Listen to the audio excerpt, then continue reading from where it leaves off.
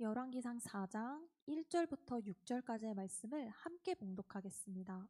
솔로몬 왕이 온 이스라엘의 왕이 되었고 그의 신하들은 이러하니라.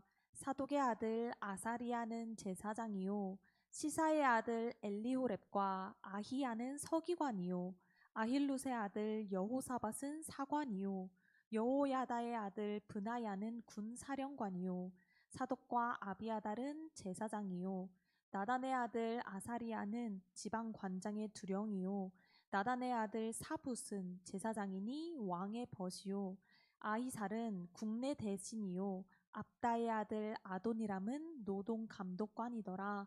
아멘. 성경은 하나님의 말씀입니다. 오늘도 하나님을 예배하러 나온 성도님들을 하나님께서 주신 사랑으로 사랑하고 환영합니다. 한 주간을 살아낸 피곤하고 지친 몸을 이끌어 다른 곳이 아닌 하나님 앞으로 나오셨습니다. 그러니 다른 것이 아닌 하나님을 꼭 만나고 돌아가시기를 간절히 기도합니다. 오늘 우리가 함께 읽은 말씀은 다윗에 이어 솔로몬이 왕이 되었고 그와 함께하는 신하들이 누구인지 적은 명단입니다. 신약 성경의 시작인 마태복음에도 이러한 사람 이름 명단이 나옵니다. 정확히는 족보죠. 마태복음 1장의 족보가 가장 먼저 등장하는 것은 구약의 하나님 예언과 약속이 이루어짐을 나타내기 위함입니다. 그럼 오늘 솔로몬의 신하 명단은 무엇을 나타내기 위함일까요?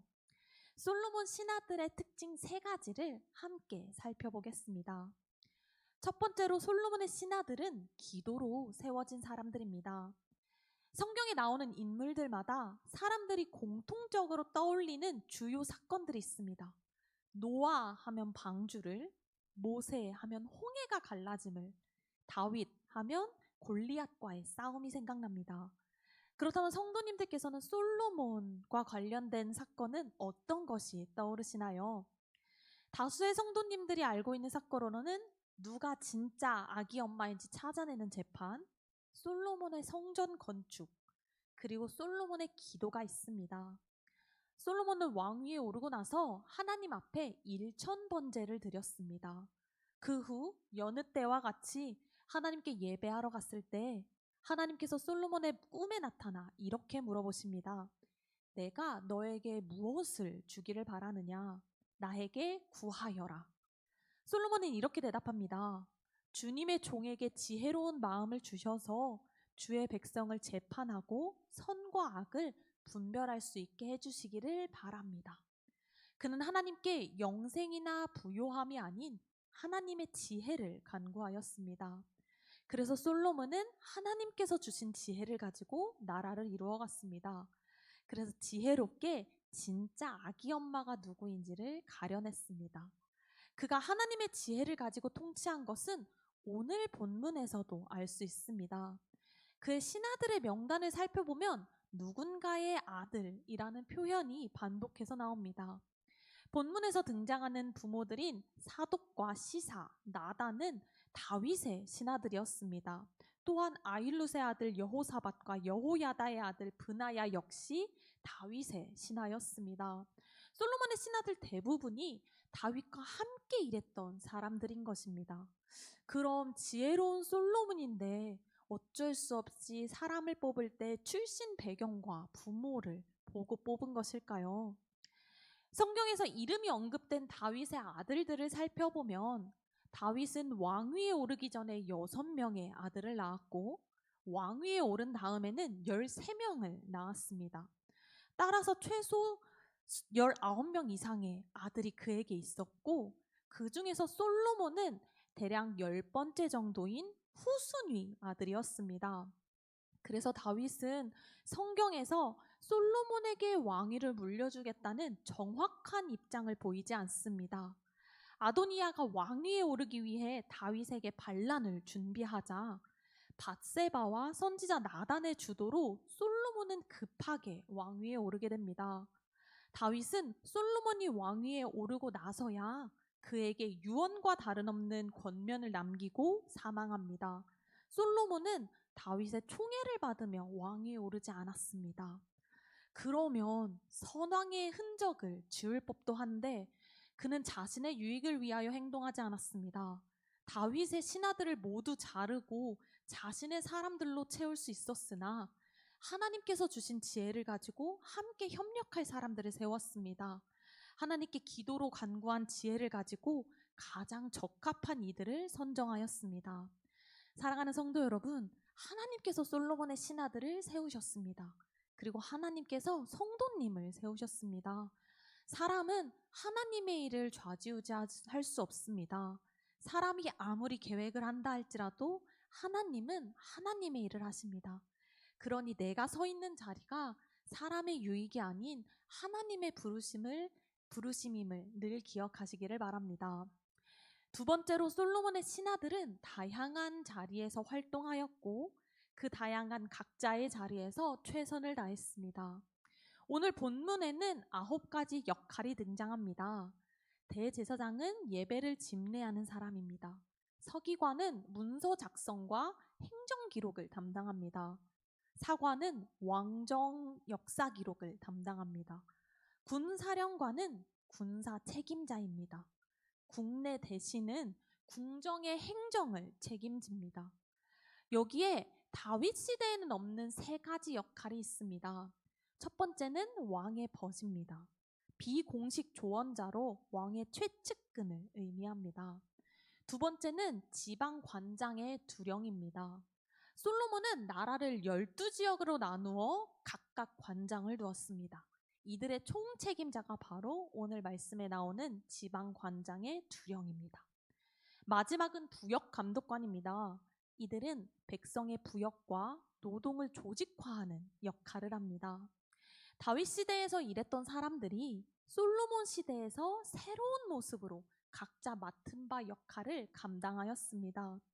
사실 성경 안에서 이전 체계와는 다른 모습으로 인하여 솔로몬에게 불만을 품으며 저항하는 모습을 우리는 발견할 수 있습니다. 그러나 우리가 눈여겨보아야 할 부분이 있습니다. 다윗 시대 신하들의 명단은 사무엘하 8장에서 나타나는데 그 시작은 이렇습니다. 사무엘하 8장 16절입니다. 수르야의 아들 요압은 군사령관이 되었고, 그리고 오늘 함께 읽은 솔로몬 시대 명단은 이렇게 시작합니다. 사독의 아들 아사리야는 제사장이요. 전쟁으로 기반이 다져진 다윗의 주요 관직은 군대를 다스리는 군사령관에 대한 소개로 시작됩니다. 그러나 솔로몬은 그 기반 위에서 나라를 하나님의 신앙으로 굳게 세우려 하였고, 이는 예배를 드리는 대제사장으로 명단을 시작함을 통해 우리는 알 수 있습니다. 하나님께서 주신 지혜를 가지고 하나님을 예배함을 최우선으로 생각하는 솔로몬의 통치였습니다. 눈물로 기도하는 부모의 자식은 망하지 않는다고 합니다. 1000번제를 드리며 기도하고 하나님의 지혜를 가지고 이끌어가는 솔로몬의 왕국은 어떤 모습이었을까요? 열왕기상 4장 20절부터 21절은 솔로몬 왕국에 대하여 이렇게 이야기합니다. 유다와 이스라엘의 인구가 바닷가의 모래같이 많게 되매 먹고 마시며 즐거워하였으며 솔로몬이 사는 동안에 그 나라들이 조공을 바쳐 섬겼더라. 땅 위에서 이리저리 헤매이며 살아가던 이들이 이전에는 갖지 못했던 최대 크기의 영토 위에서 물질적 풍요로움을 누리게 되었습니다. 다윗 시대까지도 주변 강대국의 위협을 받으며 두려움에 떨던 이들이 강한 외교력을 갖춰 나라들의 조공을 받게 되었습니다. 그렇기에 셋째, 하나님 안에서 맡겨진 직분을 충실히 감당하고 서로 협력한 솔로몬 왕국은 왕성한 번영을 이루었습니다. 비록 각자의 생각과 뜻은 다를지라도 이들의 목표는 한 가지, 하나님께서 통치하시는 나라였습니다. 이를 위하여 솔로몬은 하나님께 지혜를 간구하였습니다. 주의 일을 위하여 함께하는 이들과 주께서 함께하심을 두 눈으로 보여주셨습니다. 그러나 기억하시기 바랍니다. 당장의 부흥이 우리의 성공 여부가 아닙니다. 알맹이 없는 가락지는 흩어져 버립니다. 흩날려 버립니다. 솔로몬 왕국의 결말을 기억하십니까? 하나님께서 주셨던 번영 속에서 그들은 하나님을 잊고 자신의 명예가 최우선이 되어버렸습니다. 그 결과 나라가 둘로 갈라지고 솔로몬은 하나님의 것을 경배하는 자가 되어버렸습니다. 하나님께서 우리를 부르신 이유는 하나님의 일을 하기 위함입니다. 하나님께서는 말씀만으로도 실수 없이 계획한 자신의 일을 완성하실 수 있는 분입니다. 그럼에도 우리가 이 자리에 있는 것은 각자가 받은 은혜와 달란트를 가지고 하나님의 일을 하나님과 함께 하기 위함입니다. 내가 감당하는 사명이 많고 적음이 나의 자랑이 아닌 하나님께서 영원한 사랑으로 나와 함께하고 계심이 성도님의 가장 큰 기쁨이 되시기를 바랍니다. 교회 안에서 수고와 헌신으로 맡겨진 사명을 감당하는 것은 참 어렵습니다. 그럼에도 가장 큰 사랑이 무엇인지 보았기에, 영원한 반석 위에 평안을 보았기에 지금 이 자리에 서 계시죠. 그렇기 때문에 우리는 충분히 사명을 감당할 이유가 되어 하나님의 기쁨을 소망하며 한 걸음씩 나아갈 수 있습니다. 그것을 바라보며 하나님과 함께 걸어가는 성도님들이 되기를 간절히 기도합니다. 우리는 하나님의 부르심으로 이 자리에 서 있습니다. 여기서 우리가 기억해야 할 부분이 있습니다. 나만 부르지 않으셨습니다. 이곳에 있는 모두를 하나님께서 부르셨습니다. 우리 모두는 은혜 아니면 서 있을 수 없는 자들이고, 그런 우리를 하나님께서 부르셔서 협력하게 하셨습니다. 그것을 기억하며 서로를 하나님의 사람으로, 하나님께서 부르신 귀한 일꾼으로 대하시기 바랍니다. 이 자리에 나오는 성도님들께서는 이미 다른 이들에게 하나님의 빛이 되어주고 계신다고 저는 생각합니다. 성도님 안에 있는 주의 영원한 빛이 꺼지지 않기를 간절히 기도합니다. 여기 모인 우리가 그렇다면 이루어야 할 것은 무엇입니까? 하나님의 영광입니다. 모든 열방이 주 볼 때까지 세상에 주의 빛을 밝히기 위하여 우리를 부르셨고, 우리는 그 부르심에 응답하며 서 있습니다. 주께서 말씀하셨습니다. 너는 가서 모든 민족을 제자로 삼아 아버지와 아들과 성령의 이름으로 세례를 베풀고 내가 너희에게 분부한 모든 것을 가르쳐 지키게 하라. 우리는 이 사명을 하나님 앞에 서는 그날까지 지켜 행해야 합니다. 그런데 성도님들께서 가장 잘 알고 계시다시피 어두운 세상 속에서 믿음을 지키기란 쉽지 않습니다. 특히 이 교회 안에서 나의 마음을 지키는 것은 굉장히 어려운 일입니다. 그래서 우리는 교회 안에서 어려움이 생겼을 때 하나님께 우리의 마음을 지켜달라고, 함께 해달라고 기도합니다. 그런데 우리의 기도는 거기서 그치는 것이 아니라 나를 어렵게 한 그를 향한 기도까지 나아가야 합니다. 이것은 굉장히 어려운 일입니다. 그의 이름을 입 밖으로 꺼내기만 해도 내 마음을 짓무를 것 같은 상처가 다시 또 떠오르기 마련입니다. 하지만 사랑하는 성도 여러분, 성도님을 위하여 기도하시기 바랍니다. 그가 하나님의 사랑을 나에게 비출 수 있도록 기도하시기 바랍니다. 혹여나 힘겨운 기도 후에 그의 모습이 당장에 내 눈에 보이지 않더라도 낙심하지 마시기 바랍니다. 성도님은 삼위일체 하나님의 사랑이 흘러넘쳐 창조된 존재입니다. 사랑하도록 창조되었습니다. 그렇게 그를 향한 미움은 성도님을 더 아프게 만듭니다. 하지 못하는 것을 하는 것은 굉장히 고통스러운 일이기 때문입니다. 그러니 성도님을 위하여 기도로 하나님께 나아가며 하나님의 사명을 함께 감당하시기를 간절히 기도합니다. 오늘의 설교를 다 마친 후 함께 찬양하려고 찬양한 곡을 가지고 나왔습니다. 함께 우리가 부를 찬양의 제목은 순종의 고백입니다. 아동부에서 부르는 이 찬양은 귀에다가 손을 댄 다음 마음으로 가져가 돌처럼 마음을 짓누르고 닫아버리며 말합니다. 이해되지 않는 말씀 마음속 누를 때도, 그리고 이렇게 마음을 눌러버린 이해되지 않는 그 말씀을 하나님 앞에 내려놓으며 이렇게 찬양합니다. 내 믿음을 드리며 이렇게 고백합니다. 내려놓은 다음 하나님께 이 두 손을 들고 이렇게 고백합니다. 그래도 하나님은 선하십니다. 하나님을 향해 들었던 내 손을, 이해되지 않는 이 말씀을 다시 내 마음에 담으며 이렇게 고백합니다. 그래도 주님 뜻은 완전합니다.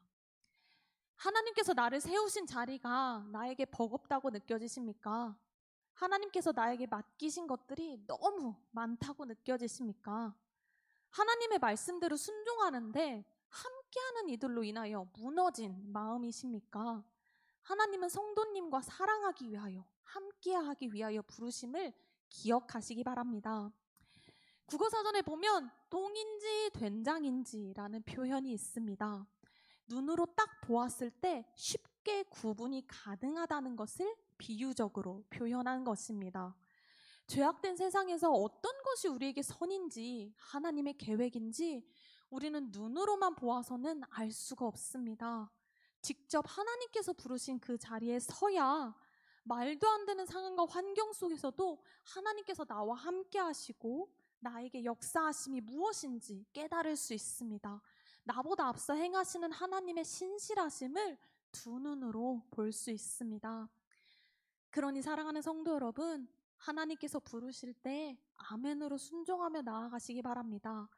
나를 부르신 이유는 또 다른 사랑을 보여주기 위하여 부르심입니다. 하나님의 부르심에는 후회하심이 없기에 하나님께서는 가장 적합한 곳에 가장 알맞은 때에 우리를 사용하십니다. 그것을 기억하시며 그리스도인으로서 성도로서 삶을 살아가며 사명을 감당하는 성도님들이 되시기를 간절하게 기도합니다.